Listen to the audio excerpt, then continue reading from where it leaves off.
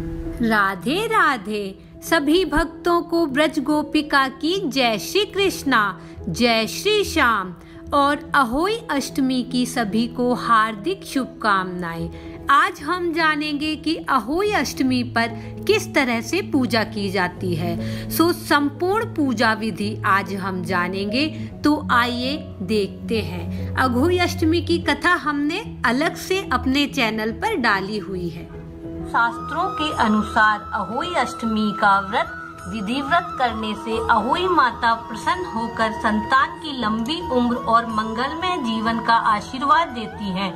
निसंतान महिलाएं भी अगर इस व्रत को करें तो अहोई माता की कृपा से उन्हें भी संतान की प्राप्ति होती है।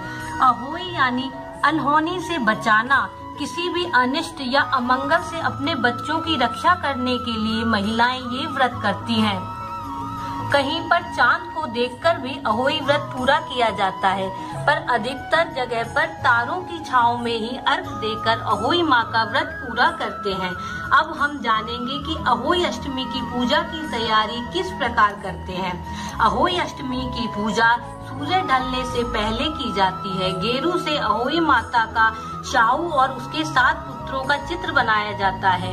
अगर यह नहीं हो पाए तो बाजार से अहोई माता का कैलेंडर या तस्वीर लाकर भी पूजा कर सकते हैं। फिर एक चौकी बिछाकर उस पर अहोई माता को विराजमान करते हैं।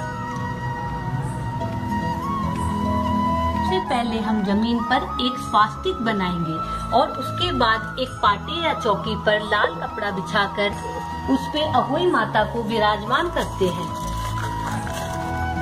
और घर में कोई चुन्नी या साड़ी हो तो उसे उन पर उड़ा देते हैं और बाद में किसी बुजुर्ग महिला को दे देते हैं।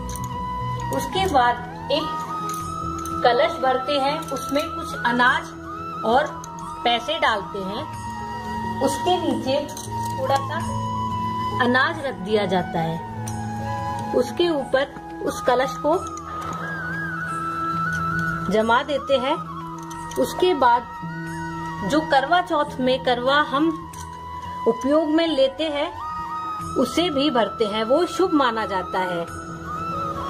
ये दोगड़ के रूप में बोली जाती है। कहीं पर एक करवा भर के रखा जाता है, कहीं पर दोगड़ भर के रखी जाती है। और जो ये कलश हम भरते हैं उस पर एक अहोई माता चांदी की होती है, उसे बांध देते हैं, जिसमें हर साल 2 मनके डलते हैं। लेकिन कहीं कहीं पर पुत्र होने पर या पुत्र वधू आने पर या नाती पोते होने पर उसमें मनके डाले जाते हैं और फिर उनकी पूजा होती है।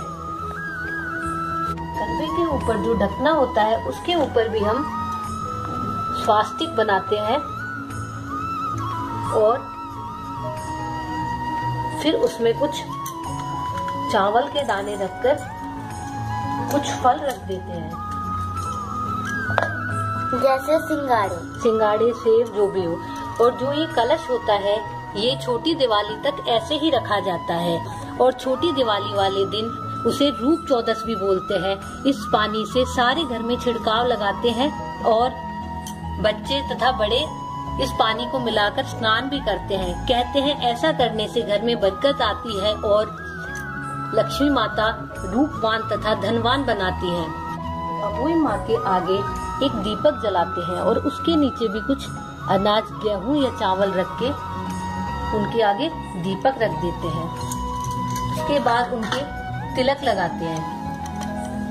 सूर्य, चंद्र, विष्णु, जो भी भगवान तस्वीर में होते हैं सबके तिलक लगाते हैं। उसके बाद अपने बच्चे जो पूजा में बैठे रहते हैं उनके भी तिलक लगाया जाता है। एक कलश अनाज का भी भर के रखा जाता है, चावल हो या गेहूं। उसके बाद एक पूजापा भी रखा जाता है अहोई माता के लिए, जिसमें सिंगाड़े, मूली, गाजर, आलू, खीरा, शकरकंदी सारे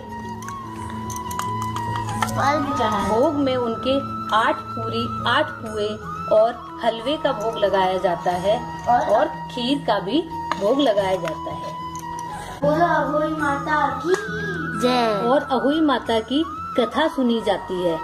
और पूजा में बच्चों के साथ बैठे हाथ में हल्दी लगे चावल लेकर कथा सुनने के बाद माता को फूल चढ़ाएं और बाद में बायना भी निकाला जाता है, जिसकी पहले पूजा की जाती है और फिर उसके बाद अपने साड़ी के पल्लू को लेके उस पे 7 बार पानी फेरा जाता है और जो अपने से बड़ी सास नंद जेठानी को दे दिया जाता है और उनके पैर छू के आशीर्वाद लेते हैं। और जो ये प्रसाद होता है वो अगर पास में ना हो तो किसी कन्या को या गाय को या मंदिर में दे देते हैं। शाम को पूजा करने के बाद कथा सुनने के बाद तारों को देखकर अर्घ दें और अहोई माता से प्रार्थना करें कि हे माता, जिस तरह से ये सितारे आसमान में अनंत काल तक चमकते रहेंगे, उसी तरह हमारी संतान का जीवन भी सुख और सफलता से जगमगाता रहे। जिनकी संतान नहीं है वो भी प्रार्थना करें कि उनकी गोद भर जाए। अहोई माता का त्योहार माँ और बच्चों के बीच में प्यार को बढ़ाता है। अहोई माता सब बच्चों पर अपनी कृपा बनाए रखना। अहोई माता की जय। जय अहोई माता।